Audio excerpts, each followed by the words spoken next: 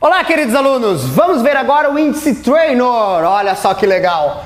Índice Traynor. Bom, vamos lá. Primeira coisa importante. Para entender bem o índice Traynor, você tem que ter assistido o vídeo do índice Sharpe. Vai lá assistir, não viu ainda? Por que tu não vê essa coisa em ordem, meu? O que tu tem contra a ordem? Dá um pause nesse vídeo, vai lá e vê o índice Sharpe.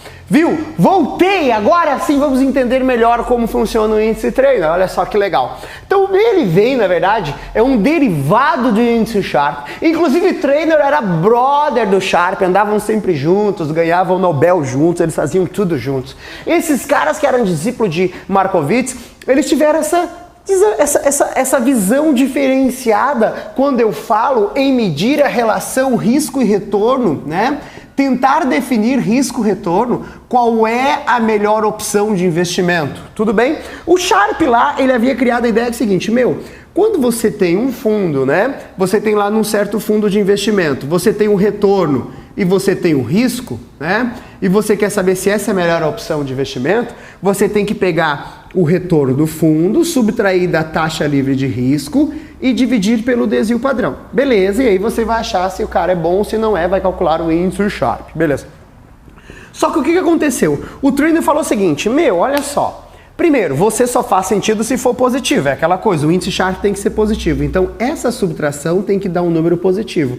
Ou seja, o retorno dessa aplicação tem que ser maior do que a taxa livre de risco, tem que render mais para ser positivo, certo? Só que esse retorno só vai ser maior, lembrando que a taxa livre de risco é a taxa Selic, né?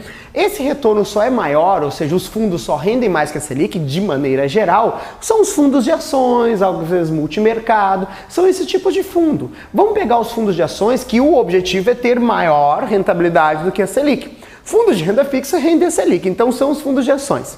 Quando eu pego um fundo de ações, você vai pegar lá o certo fundo de ações, você vai ter uma porretada de ações aqui, uma porretada de ações.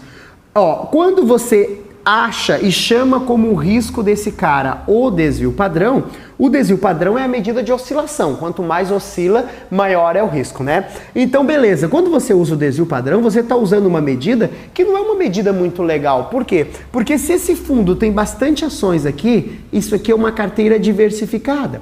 E se essa carteira é diversificada, ela não tem o risco não sistemático. O risco que ela tem é só o risco sistemático, que é o do sistema. Esse risco permanece Quando eu tenho uma carteira bem diversificada, o risco não sistemático, ele foi eliminado da carteira, porque a carteira está bem diversificada. E quando você pega o desvio padrão, você vai ter a oscilação que pode ter sido provocada ou por um problema do sistema ou por um problema específico, um problema do risco não sistemático. Tranquilos?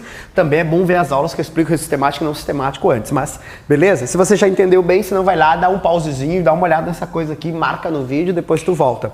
Entendendo bem esses caras, você entender essa concepção que é o seguinte, olha só, então não faz sentido justamente usar o desvio padrão. O que você deveria utilizar é o cara que mede só o risco sistemático, que é o beta. O coeficiente beta é o que mede somente o risco sistemático. Então, ao invés de usar o desvio padrão, você vai usar o coeficiente beta como risco. Por quê? Porque o beta só me dá o risco do sistema. Se é um fundo de ações, a carteira é diversificada, esse risco não está. Então, ele vai me representar de maneira melhor o beta da carteira do que o desvio padrão. Então, no mais, o índice Traynor ele é igual ao índice Sharpe. Sempre, quanto maior for o índice, tanto Traynor quanto Sharpe, melhor é o investimento. Então, se eu tiver dois investimentos, estou em dúvida, lembrando, não vou comparar abacaxi com banana. Fundo de ação e fundo de ação. Eu estou em dúvida qual que é a melhor opção, eu posso calcular o meu índice Traynor e vou escolher sempre o que tiver maior índice Traynor.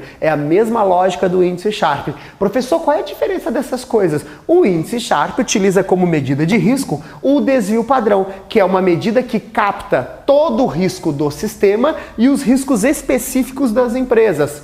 Ponto. Essa é a visão de Sharpe. A visão de Traynor é, eu vou usar como medida de risco o coeficiente beta, que é um outro cara que não capta toda a oscilação. Ele só capta a oscilação do risco sistemático.